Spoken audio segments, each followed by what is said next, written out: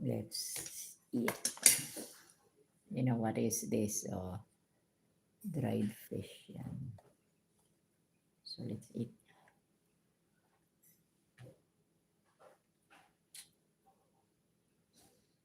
Mm.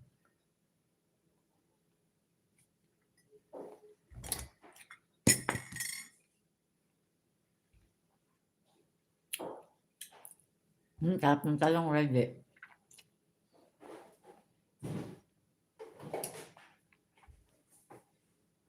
Ang sarap ng talong.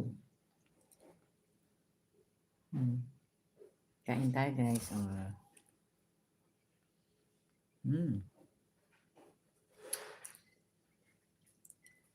People are wondering why Filipinos are eating using the hands, but we make sure we clean our hands before we eat.